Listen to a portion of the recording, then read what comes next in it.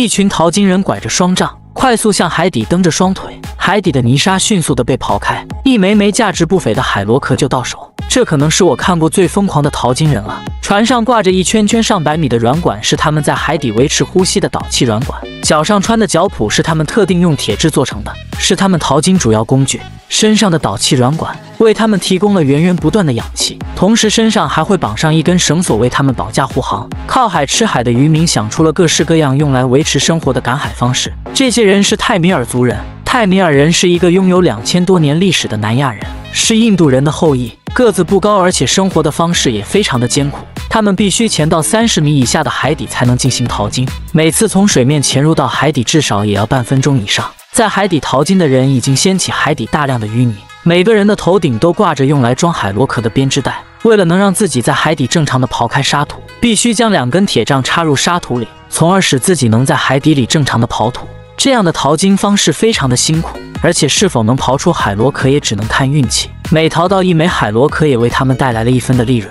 每1枚海螺壳的价格在500卢比到1000卢比之间，每1分的收入都用自己的身体健康和劳动力换取而来的。这样的淘金场面非常的震撼和罕见。整齐划一的抖动自己的双脚，快速的将海底沙土刨开。一旦潜下水工作，就会在海底待上2个小时以上。这样的工作会存在多种风险。船上的供氧装备必须要时刻的向海底输送氧气，水下的环境风险也是非常的重要，必须要时刻观察水流的动向，同时也要防止绳索和导气软管之间的纠缠。一旦导气软管纠缠在一起，就必须快速的浮上水面，防止氧气供给不足而造成生命危险。长时间在海底工作，他们大部分人都得了减压病。海底的海鲜不是他们捕捉的目标，海底的白色海螺壳才是他们挖掘的对象。有些老水手就算不戴潜水眼镜，也能在30米以下的海底睁开眼睛。长时间在海底淘金，不仅影响他们的视力，而且还会影响他们的听力。大多数人为了自己的身体健康，都会戴上潜水眼镜。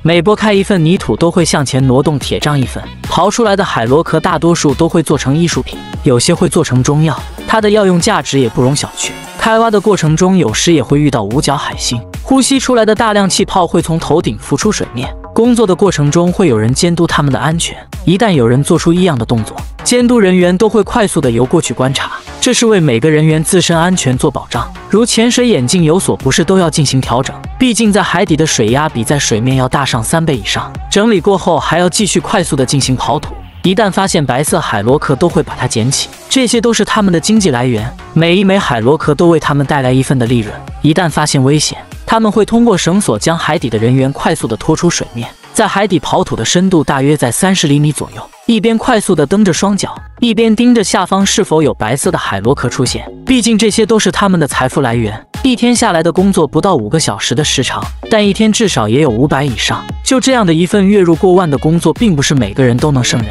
每次出海淘金都要看天气，1个月下来有20天在海底工作已经算不错。沉重的铁拐杖为他们在海底淘金提供了很好的下沉力，只要将铁杖插进泥土里就可以蹬脚。一旦收获到足够多的海螺壳，都会放到网袋里，有时会刨到一些人类废弃下来的物品，如果运气好的话能淘到金子或者钻石，这些都是看人品。整个海底龙宫都会被他们蹬得乌烟瘴气。他们选择刨海螺壳的海域也是他们精心选择的区域，有大量沙土的海域便是他们淘金最佳的区域。每个人手上挂着的铁板也是用来刨土用的，用铁制做成的脚蹼大大延长它用来蹬脚的寿命。一旦脚蹼无法将海螺壳刨出，手上的铁板就起到了作用。这样刨海螺壳也是为了防止将完整的海螺壳搞碎，只有完整的海螺壳才能发挥它最大价值。船上的人员会时刻观察导气软管是否纠缠在一起，细长的导气软管经常在水里漂浮不定，这样的情形必须要有人专门进行处理，这是非常危险的征兆。